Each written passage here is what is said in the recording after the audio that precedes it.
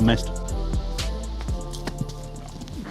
Hello and welcome back to the Coastal Kitchen. Bonfire night is just around the corner, as are these dark, miserable, depressing, horrible winter nights. But don't worry, I've got you. Today we're going to make a little tapas of cosy snacks. We've got salted caramel popcorn, a delicious hot chocolate, and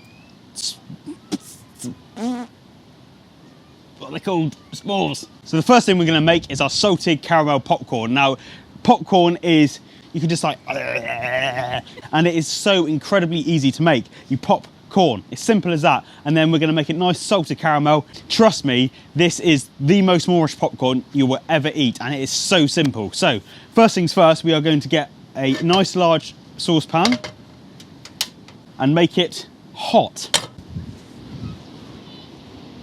Yes. About half a cup of popcorn. Now, this is like rice and pasta, but on steroids. Like, that doesn't look like hardly any, but that is more than enough for about 800 people. We've got 140 grams of granulated sugar and 30 bang on grams of salted butter, some vanilla flavouring and salt. As the pan's getting nice and hot, we're going to go in with a nice glug of olive oil. Just starting to smoke, we're going to go in with our, what are they called? Popcorn kernels, isn't it? We're going to go in with our popcorn kernels. Now these are like a ticking time bomb. They may go in and nothing will happen for a minute, 2 minutes, a year, 3 years, or lid. Fuck, where's the lid? Oh, it's up there. So give them a nice little shake, coat them in the oil. It is just a bit of a waiting game. I start sounding like a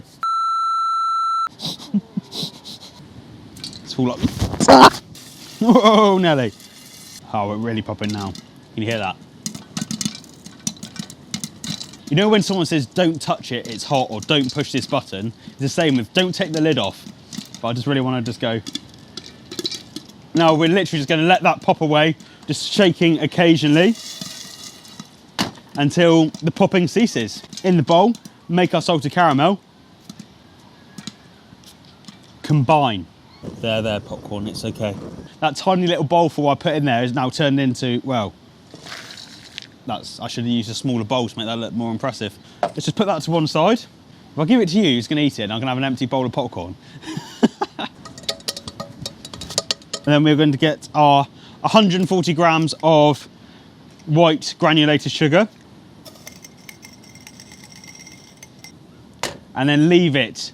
Don't stir a caramel, else Uncle Harry will never forgive you. Add in some salt. And be nice and generous with this because you want it to be a salted caramel. So as usual, little windshield break, little windshield interlude. But what's happening now is the caramel is turning into a beautiful light golden brown, well, caramel colour. At this point, you don't want to let it boil. If it gets too dark brown, that's where it gets burnt, and that's where it tastes like shite. In with our butter, probably half a teaspoon of vanilla extract. Two of the world's best things, sugar and butter combined. A delicious salted caramel, done. Our freshly popped popcorn, none of this out of a bag bollocks. Combine popcorn in. Now once you've coated every single bit with all your love, attention and care, we're going to let it go hard whilst we get on to our other bits. As with the magic of television, all of our small ingredients have appeared, which is simply digestives, milk chocolate and marshmallows. But before we get into that, we're going to turn our salted caramel. Obviously when you make this, you won't be fanning around filming it for 10 minutes, letting it all go hard.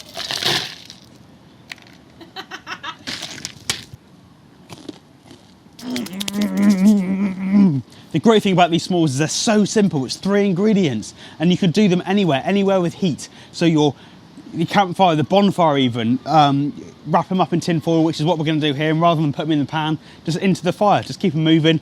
They go all soft and gooey and oh, so delicious. And if you don't have any heat, chocolate, marshmallow and biscuit, it's a combination that you just can't go wrong with as it is. So 1 bit of foil.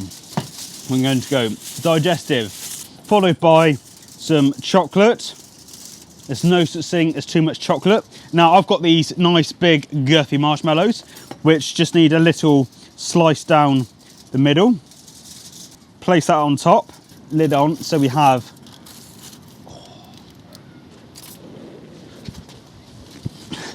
heart attack sandwich really.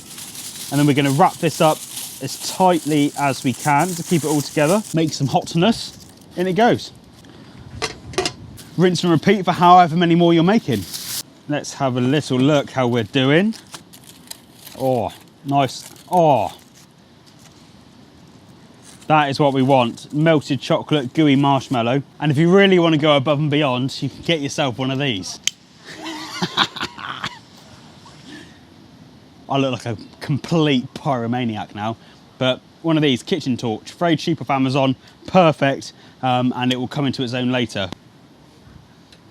Finally, we're on to the last part of our, quite frankly, spectacular trio, and that is the most velvety, smooth, creamy hot chocolate you will ever insert into yourself. So what you will need is about 200, this is for one by the way, so you need 200 ml of whole milk, about 40 grams of milk chocolate, dark chocolate, whatever you prefer, 30-ish ml of double cream, a tablespoon and a half of cocoa powder, some vanilla extract, a little bit of golden caster sugar, and then whatever you want to serve, whipped cream, marshmallows, both, one t'other, nothing if you're some kind of animal. What is it with me and waving knives around in public, just like... So the first thing we're going to do is chop up our chocolate, and a little tip here is use a bread knife. For some reason the serrations just make it so much easier to chop it up, and obviously the smaller the pieces are, the quicker it melts. Ooh. So we're going to follow that straight up with our double cream. Mix that up. I'm not saying there's anything wrong with instant hot chocolate, but it just doesn't hit the same as this. I mean, I certainly wouldn't want to know the nutritional content of this. Hello, sir. Can I get you some liquid diabetes? Of course. Would you like it warm with marshmallows? Oh, yes, I would. Keep mixing that until the chocolate is all but melted. We are then going to add our 200 ml of whole milk. It's just so much more creamy and delicious. Pour that in. About half a teaspoon of vanilla. Fuck that off out the way. And our tablespoon and a half of cocoa powder.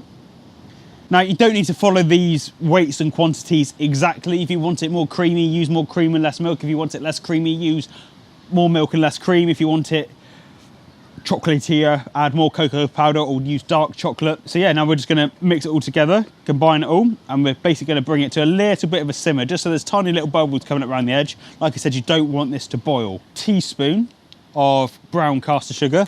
Like I was just saying, again, if you want it nice and sweet, add more. If you don't want it sweet, then the sweetness of the chocolate is enough for you, then don't add any sugar at all. This is the best thing about it, is it can be as individual as you are. That's nice and wholesome, isn't it? Chocolatey and hot, lovely. Keep it moving until it gets nice and hot and thickens up slightly, and then boom, into your mug, ready to serve. Our salted popcorn's done, our s'mores are done, our hot chocolate's done, and do you know what that means? B-roll. Oh, I didn't point you.